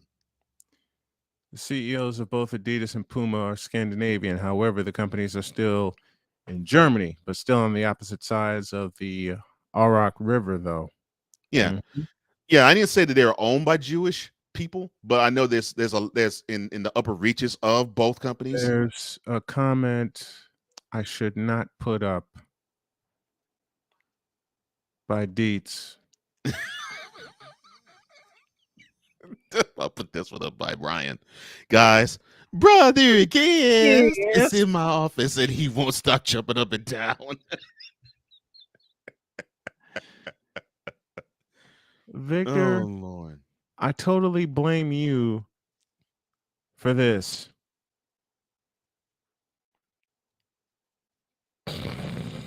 I'm not even going to read it aloud. Victor, we need Wise to pump up his Giants, or we might have to summon Uncle Foot when the Eagles travel to Monstrosity in the Windy City. Yeah, the monstrosity that was once upon a time known as Soldier Field.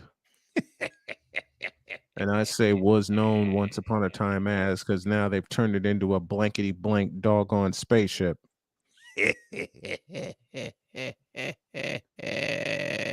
So, considering the fact, oh man, just a minute. Considering the fact that, and I agree with you, Dietz, 100% on that. I agree with you on that. I agree with Dietz also. But considering the fact that there was a magic word, mm-hmm. Ancient spirits of evil transform this decayed body into glory, the ever living.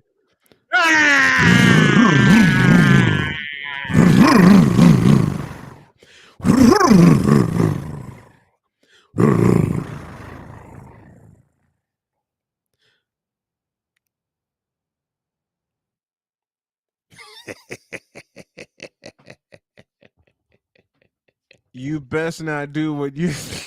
Too late, Wise. Too late, Wise. Cole, you best not do what you're thinking about. Oh no, it's gonna be done. It's gonna be done, Mr. Wise El Jefe. It's already done. And you have Mr. Victor Locke to think about. Thank to that. Because I will do this real quick. Hold on, let me see if I can put this here. Let's face it, folks. Oh, thank you, Sick, for this. Let's face it, folks. Kyrie Irving is as narcissistic as LeBron James. That's why when Kyrie Irving left Duke University after 11 games, Mike Krzyzewski in his mind said, "Get the hell out. Don't let the door hit you in the ass on the way out." Mm-hmm.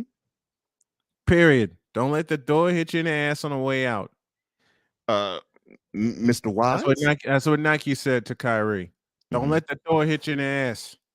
Mr. Wise, you have Mr. Locke to thank for this, because we ended yesterday's show with the following quote: "Take care and be good, or the ever-living will get you."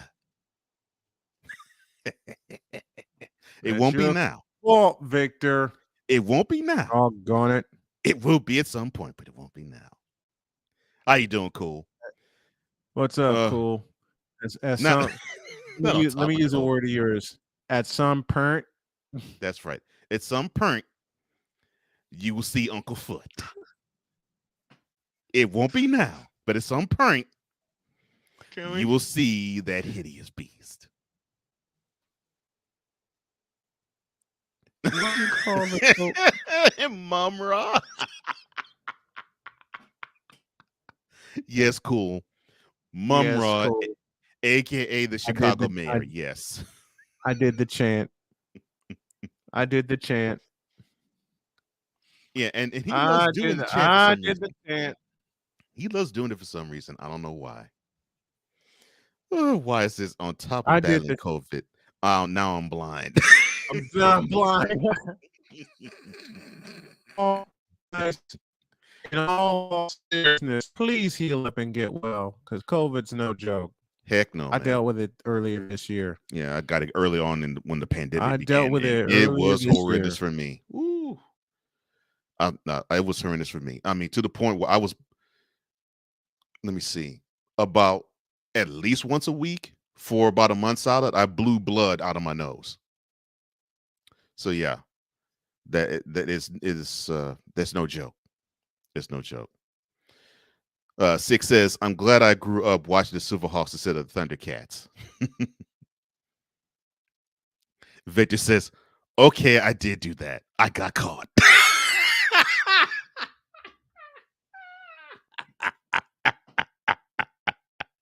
Oh man, I love you guys. Deet says, so wise. If you don't want Uncle Foot being summoned every day next week, get the Giants to win on Sunday. Well, the problem is he couldn't get the Giants to win this past Sunday, but at least they tied.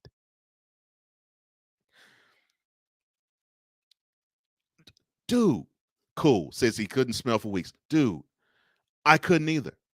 I couldn't smell for weeks, and I couldn't stop coughing for months. And you know when you're well and you can actually walk about, but all of a sudden, like at least once every couple of hours, I'd be like, that was me for about literally the first half of 2020. I mean, 6-7 months straight. Every day, like about 2-3 hours, I'd be like, could not smell for weeks, and I could not stop coughing for months. For me and Jody, when we contracted COVID, I just and you know what's wild? The day that I felt it coming on and didn't know what it was, Christmas Day last year. Because I know I have points, and this is before I went in for surgery. I know I have points where my body just gets overly tired because I push so much. Christmas Day with the family at my in-laws' place, I was fine. And then I went, it was 61 degrees that afternoon. I went outside with a couple of my nieces. I came back in and I started sniffling, and it was 61 degrees. That told me then I was in trouble. But the big hit, when we were done opening presents and my wife said, why don't you get something more to eat? All I wanted to do was sleep.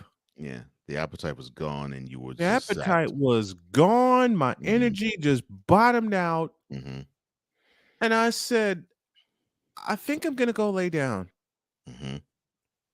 I didn't wake up for like 12 hours. Dude. And Jody woke me up while I was in the midst of that deep sleep and said, we better run a COVID test right now. So, all right. We did the test. It came back positive, and I fell back to sleep. That's how, oh man, Your second bout. Oh, my brother, man. Yeah. Please heal up fast, bro. I Man. feel for you. I feel Wise. for you. I feel for you, brother. I feel for you, Wise. So for me, and this was before they even named it COVID-19. So oh wow, almost 3 years ago. So I had a business trip to go to, and it was actually to Philly, and it was cool. I loved it. early February 2020. I was fine the whole week leading up to the trip. Mm-hmm. The day of, I get on the plane, fly to Philly. Everything is great until I start to eat. I eat dinner, and I ate, and it was like a normal portion that I could just put down with no problem, and I didn't eat much. Mm-hmm. I was having issues putting it down. I actually put it down, but I had issues just putting it down. So I finished my meal, and I had a slight problem getting up. So I got up, called called my wife when I got to the hotel room, settled down, and went to bed. Tried to go to sleep, and it was about 9 when I tried to go to sleep. Yes. 9 turned to 10, 10 turned to 11, 11 turned to midnight, midnight turned to 1. Did not sleep at all. Mm. And then starting about 1:15, I would get these like 30-minute naps in, Yes. followed by a cough, Mm-hmm. followed by staying up another half hour before I'd go back to sleep. And the cycle kept going to about 6. Mm-hmm. And and then the full day of the business trip meeting that I had took place. And I felt okay, but I Mm-hmm. didn't eat a thing. And so we cut to when we had to go eat dinner that night. Yeah. Go to this Chinese restaurant, vegan Chinese restaurant, Mm-hmm. and I could do nothing but cough. I could do nothing but cough. And we Mm-hmm. walked to and from that place. And mind you, this is early February in Philly, so we're talking about the temperature outside was like in the 30s, Yeah. which was okay. I mean, heck, I've walked in colder. Mm-hmm. So I was able to muster my way to the restaurant and walk back to the hotel room. Mm-hmm. Walk back to the hotel room. I slept okay, got up, and I had the worst headache Oh. the whole day. And I was Oh. traveling back to Nashville that day. Mm-hmm. I mean, so about most of that day we still had a meeting, and I was like this. Oh wow. So they tried to serve food. I think they served it in like You wasn't having it. yeah, served it like in canisters. Couldn't eat it. Got to the airport, figured, okay, I am hungry. I need to eat something. Tried a Philly cheesesteak. Only ate half of that. And when I got home, I told my wife, man, something's wrong with me. I don't know what it is. So she fixed me this concoction that along with the shower helped me. So I got home, Good. went to bed at midnight, woke up at I think 4, went back to sleep, woke up again at noon. Best rest I had. Yes. Best rest I ever had. Ooh. But Man. the month after that, coughed Mm-hmm. up a storm, blue nose, and blue nose to where it was Yes. bloody. Yep. Oh yeah, all that for a full month. So I do not wish Man. that on anybody. I don't wish that on anybody either. I don't But I'm glad you're better, brother. I'm glad you're better. knock out COVID a second. Yeah. He says rest, fluid, soup, and listen to you guys have helped. Good, man. Good, brother. I'm glad that's been the case, man. I'm glad it's been the case. Ryan says, so I got that last December. In fact, it was a year ago this week, and treated it like I do whenever I get a cold. Copious amounts of broth, green tea, and vitamin C, and hot toddy before bed. I might have to do that eventually if I get that another time. Okay. When I got it, it was Christmas Day. Found out the day after Oh, I had wow. it. Christmas Day, and my wife Jody got it a day later Mhm. when she did her test. You want to talk about being in the bed and not moving? When y'all can echo this, when you get sick, no matter what it is, you find that one spot in bed and don't move. Hmm. You don't want to do a doggone thing. Mm-mm. My don't. my mother-in-law was bringing breakfast because Jody and I had to quarantine ourselves for 10 days. Mother-in-law was bringing breakfast, which is cool. It's cool. Lot of fluids, lots of Mhm. fluids. But the day I started feeling better, I could get up, I could walk downstairs, I could take Lucy out for a little walk, and then go back upstairs and not have a problem. And I thought, okay, I'm turning the corner here. Not Mm. because I went back upstairs that morning and I was feeling good. Lucy and I were racing upstairs. I think it's I so saw the deceptive. bed and I fell flat on my ass. I think it's so deceptive, man. It is deceptive. I may take Ryan's advice and just do a hot toddy just because so I don't Mhm. get sick this winter. And for those who don't know what a hot toddy is, as Victor asked, he says it is tea with lemon, honey, ginger, and a shot of Irish whiskey. Ooh wee. Mm-hmm. I've had a few of those. I haven't had one of those yet, but if I do get You COVID may again, need I it. will want one. Mm-hmm. And I am not an Irish whiskey. I am not a whiskey drinker at all, but I will definitely take that. Right. Shucks, my wife fixed me a version of that without the whiskey because we didn't have any in the house. We lived with our in-laws at the time, didn't have any. But the hot tea and ginger, Mhm. man, Yeah. Why says I love me a hot knocked toddy. my ass cold. Yeah, he says he loves my hot toddy. Andrew says my bed is too comfortable. I feel you. I feel on that. I Agreed. feel you on that. But sometimes you need to Agreed. do that. It's like when I get done here and I sign out and I take Lucy out, the moment I climb in bed, I'm a dead duck. Mm-hmm. And I got to be careful today because I still have things to do for my broadcast. And let me go ahead and push that tonight. It's the Jennings County Panthers and the Seymour Owls in Hoosier Hill Conference girls basketball action. We start the broadcast at 7 with a tip time of 7:30, and it's driven by Peyton Place Auto. For those of you listening in Indiana, and I just found out I got a bunch of folks that are listening throughout the state of Indiana, Nice, man. including my old corridor, of course, which is Northwest Indiana. For those who know, there's a place called Bridges Scoreboard and Bar and Grill. They basically said, "Hey, you can mention us during your broadcast." I'm like, cool. So we're potentially working on a sponsorship for our scoreboard update. Look at you moving. I'm tired of sitting still, man. Look at you moving. I'm Man. tired of sitting still, and give me the camera. All yours. I'm tired of being afraid. I'm tired. I'm sick and tired of being sick and tired. Does that sound familiar? Yeah, mystical. I'm sick and tired of being sick and tired. I'm sick and I am. I'm sick and tired of being sick and tired.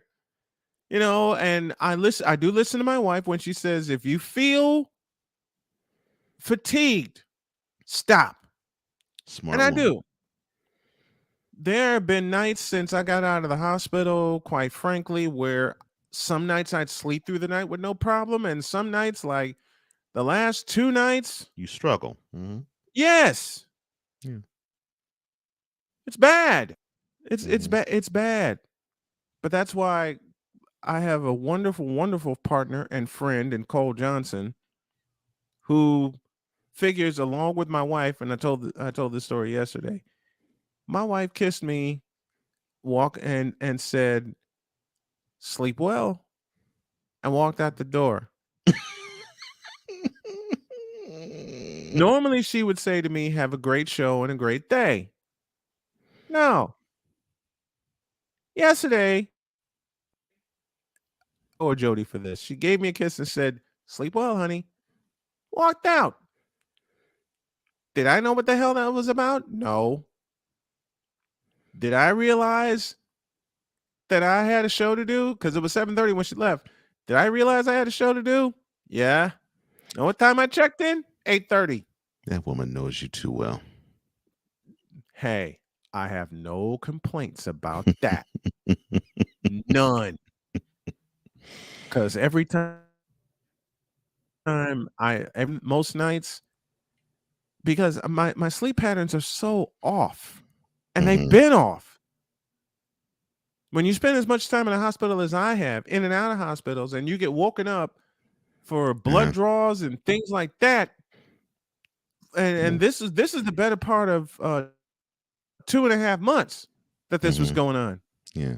It was the better part of 2.5 months because I finally went home on Labor Day from Columbus Memorial, and I haven't been back. Thank you, Jesus. I don't plan to go back here. Well, I have gone back for a colonoscopy, and I have gone back for a couple of biopsies, but no extended stays. No extended stays. Not talking about the hotel. But yesterday, exactly. But yesterday, it's like I said, she kissed me and said, "Sleep well, darling," and walked out. What? Yeah, wifey knows you. 30 seconds later, out cold. Wifey knows you too well. 30 seconds later, I was gone. I was gone. And then she texted me later yesterday and said, "I don't know what time I'm getting out of here." So I figured, okay, I can get all of the work I need done before she comes home. And by the time she gets home, I can give her a massage, and her and me, and we both can sleep, right? Cool. Wrong. Sounds good. Oh, no? And I blame my dog for this. Oh, Lord. Because as soon as Lucy climbed in bed, I was dead.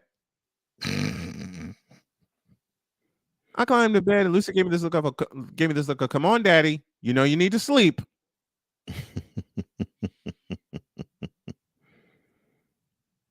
So not only does my wife know me, do my kids know me, but so does my pet.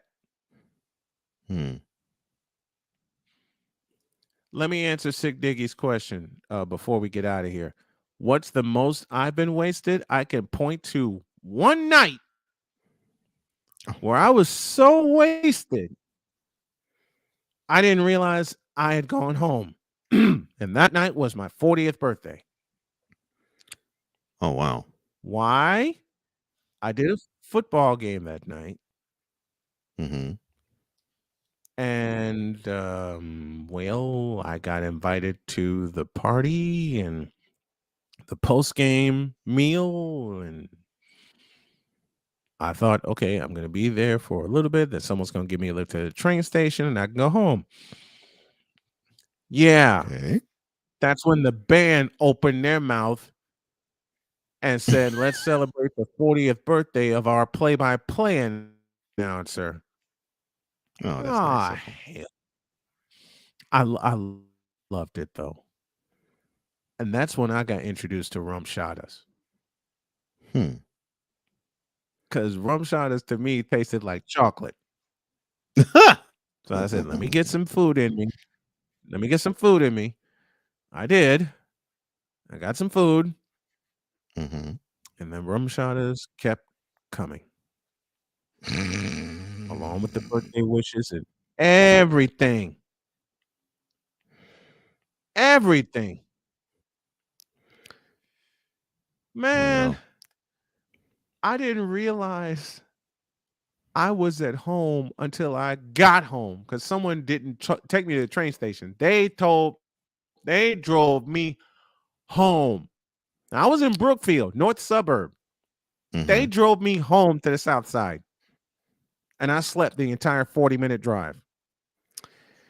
Let me see. Well, I was in the military, 19 years of age. Oh, boy. And This was Saturday night, and this is around the time. This is around the time that if we stayed in, which we did, we would do things like we'd play Tecmo Bowl. So, oh God, yes. So we had a marathon session of Tecmo Bowl, all sorts of tournaments. Did that at throughout the college. barracks. Oh Yes. my God, yes. All through all that night, all barracks long, and throughout it, we were like, "Yeah, you feel like drinking some?" I was like, "Yeah, why not?" So this was also the era of when 40s was popular. So I bought a 40-ounce of Schlitz malt liquor, downed it. I felt fine actually. Y'all will hear that tomorrow. Okay. Downed it. Felt fine afterwards, right? It got to be about I think 5:30 in the morning. I stumbled your to ass. I stumbled to the floor because that's where I slept. I didn't sleep in my bed. I slept in that guy's barracks room on the floor. Yep. And as soon as I closed my eyes, it was as if I was tripping. It was as if I dropped acid because you know the visual that you see back in those 60s films where when someone is tripping, you just see like this cornucopia and the kaleidoscope of colors. You just see red and green and yellow and blue. Yes. I was seeing all of that once I closed my eyes. Yes. And I was feeling my head spin while my eyes closed. So I finally passed. You were fine. Oh, yes. I was done. Yeah. I was cooked. So I passed out about, I'd say maybe 15 minutes later. Woke up at noon. The worst hangover ever had. The guy that I stayed with had the guy I stayed with had the audacity to draw back the curtains, and this was in summer. Bright summer day, not a cloud in the sky, and I'm like, oh, close the dog curtain. Oh.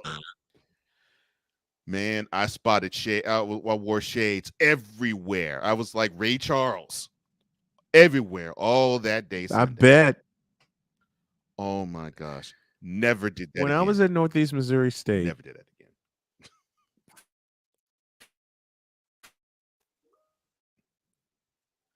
Freshman week at Northeast Missouri State University, Kirksville, Missouri, we had a scavenger hunt.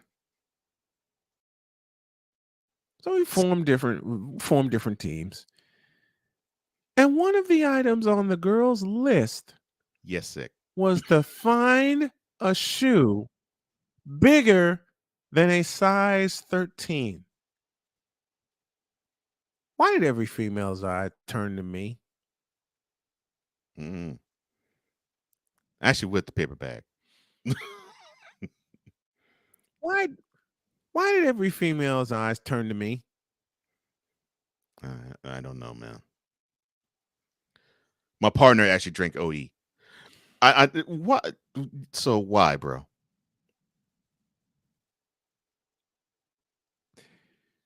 Because I wear a size 15.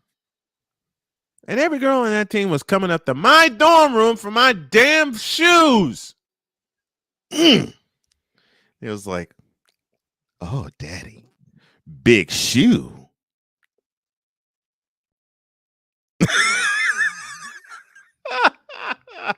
They pulled the same crap on me, dude. I know, man. Ooh, what's your size shoe? Well, and I actually do wear. I do wear 14. So yes, size 14. Oh, 14. Big shoe, big. There's one other fact I would divulge, but I'm not going to do it here. There's one other fact I would divulge. I'm not going to do it here. I will do that on the Brian Snow podcast. Let's get on out of here. Have a great day. God bless. Remember to make your next move your best move. And always remember, if your dreams don't scare you, Behave yourself! I'm sorry. That engine assembly not big enough.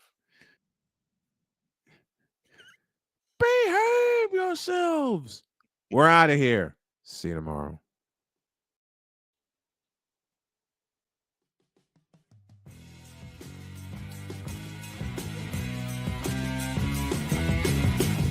We're on Sideshow Confessions on Wednesday. Oh, yeah. Lots of them. Thank you for tuning in to Snowman in the Morning with Cole Johnson, the hottest of hot takes and the coldest of cold, hard facts.